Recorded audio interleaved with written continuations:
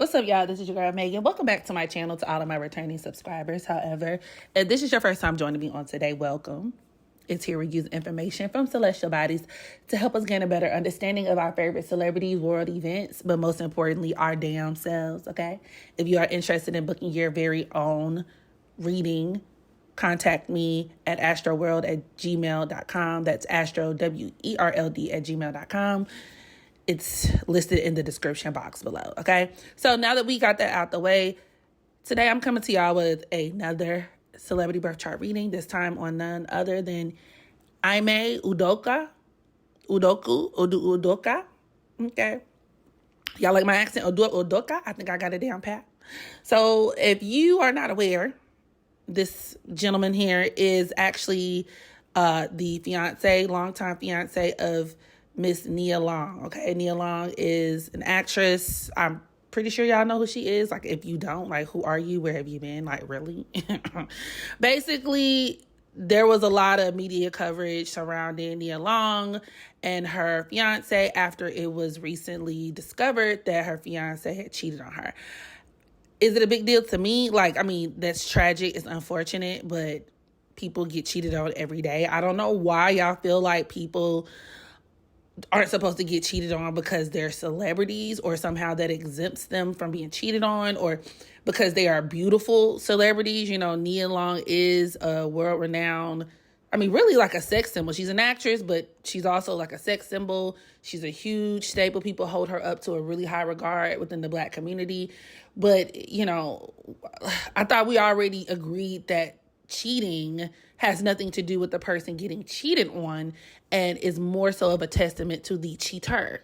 Okay, so I mean, whether it's Beyonce, Nia Long, or these women that y'all feel are untouchable, nobody is excluded or exempt from being cheated on. It's just, it is what it is. I mean, if this wasn't news to me, but I did, you know, I thought it would be interesting to cover this from a more astrological perspective, because we're going to break down Mr. Udoka's chart, okay? And we're going to figure out what exactly contributed to this cheatation, right? So without further ado, let's go ahead and get started. So Ime was born on August 9th, 1977 in Portland, Oregon. We don't have his time of birth, so I use a placeholder. Whenever you use placeholders and you do not know a person's time of birth and you're trying to read someone's natal chart, right?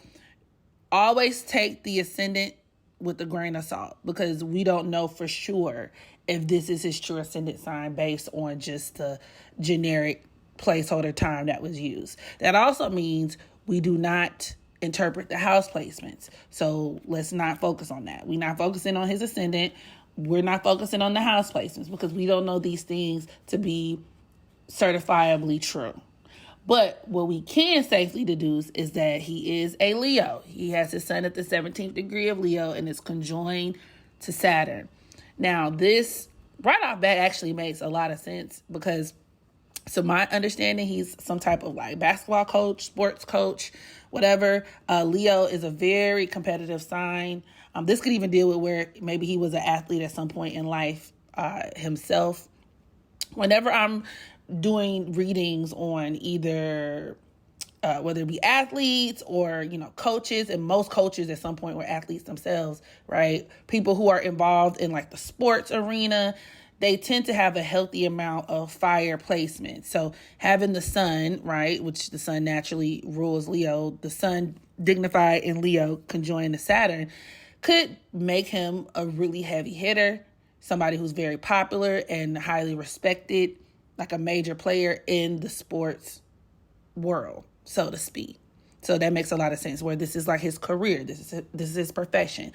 This is his like reputation. He might have been in the game for a minute, right? Saturn can deal with like time and tenure. So that Sun-Saturn conjunction in Leo could do it where, you know, he's been around for a minute, or maybe he knows a lot of higher ups, or whatever the case may be. Once again, lots of reverence, lots of respect in the sports world. This is just what he does. And this is also reinforced with him being a birth number 9. We talked about that 9 energy in my PNB rock reading, but the number 9, because of its Mars rulership, can point towards a person who also is very athletically endowed. They may work in the sports or, play sports or, exist within that arena as well. But these are also people, which is very similar to that Leo archetype. They can be very passion driven, very sexual, hypersexual. Y'all see where I'm going with this? You see where I'm going with this? And a lot of men, like I said, athletes tend to have this energy, and it's a byproduct of all of that fire, right? Fire is very competitive, hyper competitive. The number 9 could even deal with testosterone, a man's livelihood. So yeah, it helps when it comes to sports. If you play sports, if you operate in that career field, but it could also, produce a person or a guy who has a lot of that extra testosterone and, stereotypically, traditionally, they have to blow off steam, you know what I'm saying? And they can be very mannish, very brutish, very, once again, sexual, built for the chase. In translation, even I don't even want to say ladies' men, but these are men who they chase, they're led by their lustful desires, and you know what I mean? So, and that's also very Leo-esque. So, and to be even more specific, Leo thrives off of attention. So if you're dealing with a man who has he exists within those lower vibrational Leo qualities, even if he is in a relationship, these are men who could stray if they feel like they're getting attention elsewhere, or if they feel like they're not receiving a certain level of attention, within their own lives.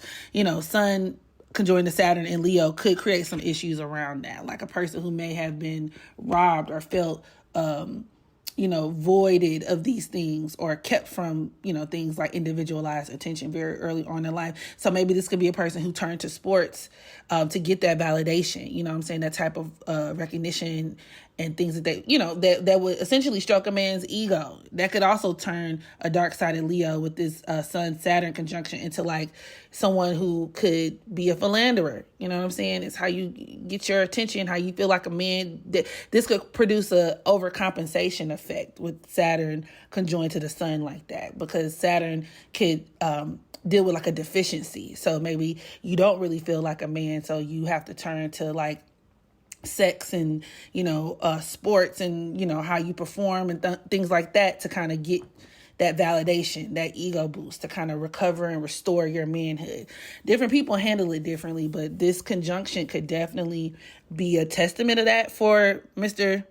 Udoka. Okay, now this is also even further reinforced with him being an Aries South Node. Once again, we have this fire theme, and it does mimic that number 9 birth energy for him, because Aries is ruled by Mars as well. So just on a karmic level, he has a lot of baggage, a lot of debt that's tied to him being somebody who kind of caves into his own primal desires. Okay.